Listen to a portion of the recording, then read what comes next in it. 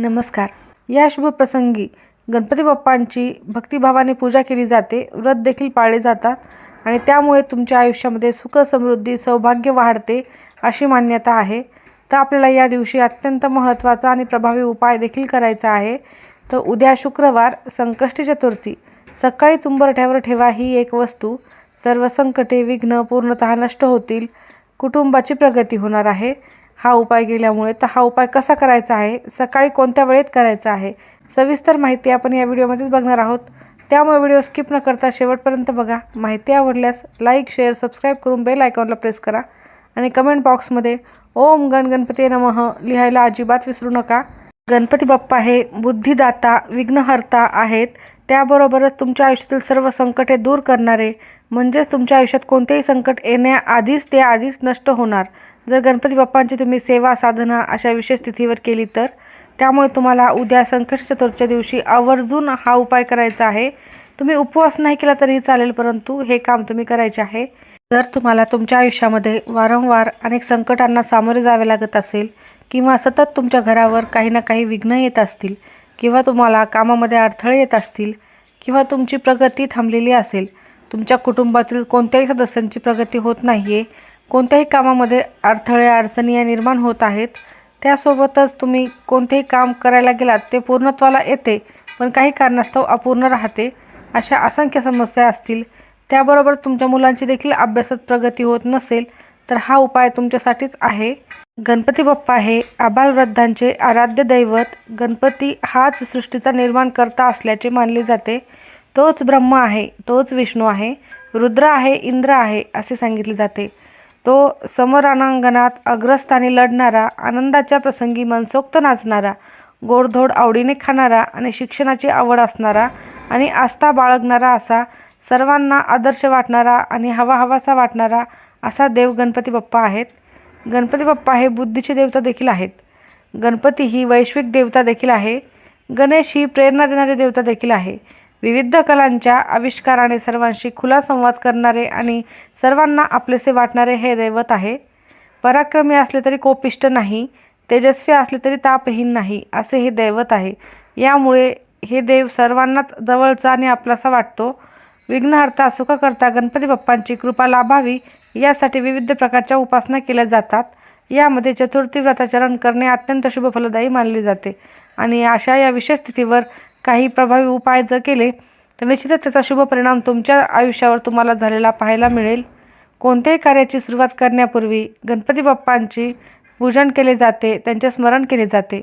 जे कार्य हाती घेतलेले आहे ते निर्विघ्नपणे पार पडण्यासाठी, कोणतेही अडथळे समस्या त्यामध्ये येऊ नये यासाठी गणपती बाप्पांची पूजा केली जाते.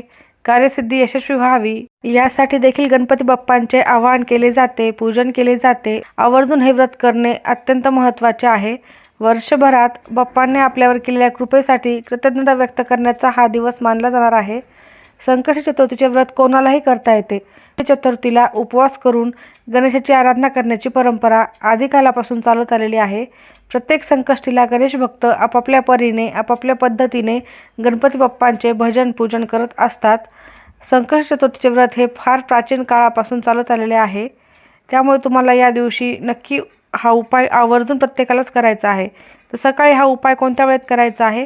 अगदी सकाळीच तुम्ही ब्रह्ममुहूर्तावर उठून हा उपाय केला तर उत्तम ठरेल.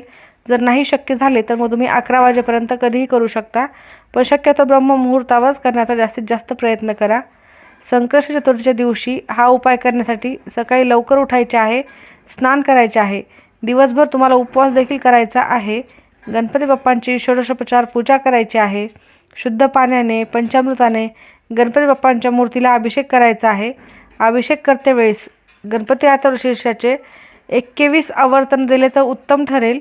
अन्यथा ओम गणपते नमः या मंत्राचा कमीत कमी 108 वेळेला जप करायचा आहे. यानंतर फुले अर्पण करायची आहेत. जास्वंदाचे फूल आवर्जून अर्पण करायचे आहे. धूप, दीप, नैवेद्य दाखवायचा आहे. तुम्ही फळाचा किंवा पेढ्याचा नैवेद्य सकाळी दाखवू शकता. संध्याकाळी तुम्हाला मोदकाचा नैवेद्य दाखवायचा असतो. त्यानंतर आरती करायची आहे. गणपती बाप्पांचे नामस्मरण करायचे आहे. प्रसाद ग्रहण करून त्याचे वाटप देखील करायचे आहे. तर तुम्हाला आवर्जून अशा प्रकारे गणपती बाप्पांची सकाळी विधिवत पूजा करायची आहे व त्यानंतर लगेचच तुम्हाला हा उपाय करायचा आहे. संकष्टी चतुर्थीच्या दिवशी रात्री चंद्रोदयाची वेळ पाहावी आणि धूप दीप लावून गणपती बाप्पांना नैवेद्य अर्पण करायचा असतो. चंद्रदर्शन घेऊनच, चंद्राला अर्घ्य देऊनच तुम्हाला गणपतीची आरती करायची असते. जास्वंदाची फुले आणि दुर्वा वाहून उपवास सोडायचा असतो. संकष्टी चतुर्थीच्या दिवशी जास्वंदाचे फूल आणि दुर्वाची जुडी अवश्य अर्पण करावी. याशिवाय तुमचा उपवास पूर्ण होत नाही असे देखील सांगितले जाते. अगदी काही शक्य नसल्यास एकदा तरी भक्तिभावाने अथर्वशीर्ष म्हणावे आणि श्रवण देखील करावे. चंद्रदर्शन घेतल्याशिवाय उपवास सोडू नये असे देखील म्हटले जाते. संकष्टी चतुर्थीच्या दिवशी गणपती बाप्पांना एक दुर्वाची जुडी अवश्य अर्पण करावी. शक्य असेल तर 21 दुर्वांची जुडी आवर्जून अर्पण करावी. असे केल्यास बाप्पा प्रसन्न होतात, सुख समृद्धी आणि बुद्धी प्रदान करतात असे देखील म्हटले जाते. दुर्वा अर्पण केल्याशिवाय गणपती बाप्पांची पूजाही पूर्ण होत नाही आणि पूजेचे पुण्य देखील लाभत नाही अशी मान्यता आहे. त्यामुळे तुम्ही आवर्जून दुर्वा आणि फूल अर्पण करायचे आहे. तर हा उपाय करण्यासाठी सकाळी तुम्ही गणपती बाप्पांची विधिवत पूजा करून, अभिषेक करून गणपती बाप्पांना तुम्हाला पंचामृताने अभिषेक करायचा आहे. हे सर्व काम झाल्यानंतर जास्वंदाची फुले, दुर्वा वाहून झाल्यावर हळद, कुंकू, अक्षता, फुले सर्व साहित्य वाहून झाल्यानंतर लगेचच हा उपाय करायचा आहे. तर हा उपाय करण्यापूर्वी तुम्हाला सर्वप्रथम दिवा प्रज्वलित करून घ्यायचा आहे. तुम्ही अभिषेक करत असताना दिवा हा प्रज्वलित केलेला असणारच आहे. तर तुम्हाला एक दिवा घ्यायचा आहे. मातीची पंती घेतली किंवा निरंजन घेतली तरीही चालेल. कोणत्याही धातूचा दिवा तुम्ही घेऊ शकता. त्यामध्ये तुम्हाला शुद्ध गाईचे तूप टाकायचे आहे. गाईचे तूप नसेल तर इतर कोणतेही चांगले तूप तुम्ही टाकू शकता. त्यामध्ये तुम्हाला एक फुलवात लावायची आहे. त्यानंतर एका प्लेटमध्ये थोडेसे तांदूळ घ्यायचे आहेत किंवा तुमच्याकडे मसुराची डाळ असेल तर ती देखील घेऊ शकता आणि त्यावर तुम्हाला हा दिवा ठेवायचा आहे. आणि हा दिवा तुम्हाला तुमच्या मुख्य प्रवेशद्वारावर घेऊन जायचा आहे आणि तिथे प्रज्वलित करायचा आहे. बाहेरून घरामध्ये येतो ती उजवी साईड जी आपली असते त्या साईडला हा दिवा तुम्हाला ठेवायचा आहे. असा दिवा तुम्ही संकष्टी चतुर्थीच्या दिवशी लावल्याने गणपती बाप्पा देखील प्रसन्न होतात, कारण ते या दिवशी सूक्ष्म स्वरूपामध्ये आपल्या आजूबाजूलाच असतात. त्यासोबतच माता लक्ष्मी देखील प्रसन्न होते, तुमच्या घराकडे आकर्षित होते आणि तुमच्या घरातील कोणतीही आर्थिक समस्या असो ती नष्ट होते. त्यानंतर तुम्हाला थोडेसे पाण्यामध्ये थोडेसे गंगाजल टाकले तरी चालेल. ह्या पाण्याने तुम्हाला उंबरठ्यावर शिंपडून स्वच्छपणे पुसून घ्यायचे आहे. त्यानंतर एका वाटीमध्ये थोडीशी हळद, त्यामध्ये थोडेसे गंगाजल, थोडेसे गोमूत्र टाकायचे आहे आणि याची पेस्ट बनवायची आहे. गुलाबजल असेल तर ते देखील आवर्जून टाकायचे आहे आणि याचं उंबरठ्यावर लेपन करून घ्यायचं आहे. प्रत्येकालाच माहीत आहे की उंबरठ्यावर कसे लेपन करतात ते. त्यानंतर उंबरठ्यावर दोन्ही बाजूला तुम्ही कुंकवाने स्वस्तिक काढायचे आहेत. कुंकवाचा गंध तयार करून त्याने देखील स्वस्तिक काढले तरीही चालेल. त्यानंतर तुम्हाला उंबरठ्याच्या बाहेर देखील एक छोटीशी रांगोळी काढून घ्यायची आहे. स्वस्तिक हे पूर्ण काढायचे आहे. मधले 4 बिंदू 2 कडाच्या लाईन आवर्जून द्यायच्या आहेत. त्यानंतर त्या स्वस्तिकला हळद, कुंकू, अक्षता, फुले अर्पण करायचे आहे. नमस्कार करायचा आहे. स्वस्तिक हे मांगल्याचे प्रतीक आहे. माता लक्ष्मीला, गणपती बाप्पांना ते अतिशय प्रिय आहे.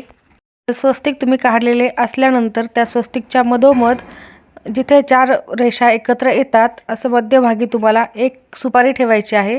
तर अशी सुपारी तुम्हाला दोन्ही स्वस्तिकवर ठेवायची आहे, तुमच्या उंबरठ्याच्या दोन्ही बाजूला. सुपारी हे गणपती बाप्पांचे प्रतीक मानले जाते आणि कोणत्याही कार्यामध्ये जर गणपती बाप्पांची मूर्ती जर देवघरामध्ये सोहळ्यामध्ये ठेवलेली असेल तर सुपारी हे गणपती बाप्पाचे स्वरूप म्हणून मानली जाते. तर उंबरठ्यावर ठेवलेल्या सुपारीला तुम्हाला हळद, कुंकू, अक्षता, फुले वाहून घ्यायचे आहेत. नमस्कार करायचा आहे. गणपती बाप्पांचे प्रतीक आहे आणि कोणत्याही पूजेमध्ये, कोणत्याही शुभ कार्यामध्ये सुपारीचा वापर हा केलाच जातो, अनिवार्य असतो. म्हणून सुपारी खूप महत्त्वाची आहे. तर पूजेमध्ये वापरली जाते ती सुपारी तुम्हाला ठेवायची आहे. नमस्कार करायचा आहे. तर ही सुपारी तुम्हाला दिवसभर तशीच उंबरठ्यावर ठेवायची आहे. त्यानंतर लाल पिवळ्या रंगाचा कलाव्याचा धागा जो असतो तो सुपारीवर बांधायचा आहे. तो जर तुमच्याकडे नसेल तर तुम्ही पांढऱ्या रंगाचा दोरा घेऊन त्याला लाल पिवळ्या रंगाचे बनवू शकता व त्याने तुम्हाला त्या सुपारीला सुतवायचे आहे. व त्यानंतर तुम्हाला ही सुपारी गणपती बाप्पांच्या मंदिरामध्ये नेऊन त्यांच्या चरणी अर्पण करायची आहे. तुमच्या ज्या काही समस्या, विघ्न आहेत त्या दूर होण्यासाठी प्रार्थना करायची आहे आणि कुटुंबाच्या प्रगतीसाठी देखील प्रार्थना करायची आहे. सुपारी ठेवण्याआधी त्याखाली थोडेसे तांदूळ टाकून तुम्हाला ती सुपारी उंबरठ्यावर ठेवायची आहे, हे देखील लक्षात ठेवावे. त्यानंतर तुम्ही सर्व विधी पार पाडल्यानंतर जे तुमचे दिव्याखाली ठेवलेले तांदूळ किंवा मसुराची डाळ जी आहे ती तुम्ही पक्ष्यांना खायला टाकू शकता. तर अत्यंत महत्त्वाचा हा उपाय आहे. दोन्ही सुपाऱ्या तुम्हाला गणपती बाप्पांच्या चरणी अर्पण करायच्या आहेत. तुमच्या इच्छा पूर्ण होण्यासाठी तिथे मनोभावे प्रार्थना करायची आहे. नक्की हा उपाय करा. अतिशय फायदेशीर उपाय आहे. माहिती आवडली असेल तर लाईक करा. सर्वांचे खूप खूप धन्यवाद.